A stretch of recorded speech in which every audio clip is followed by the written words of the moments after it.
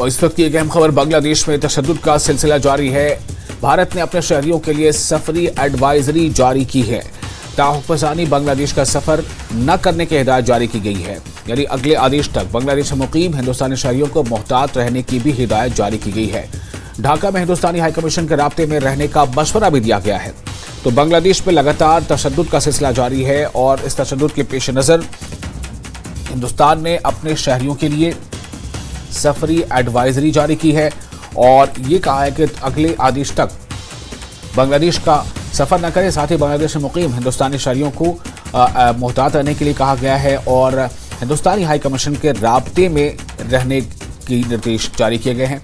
बांग्लादेश में हालात जो अभी बने हुए हैं उसके मद्देनज़र ये एडवाइजरी हिंदुस्तान की तरफ से अपने शहरियों के लिए जारी की गई है।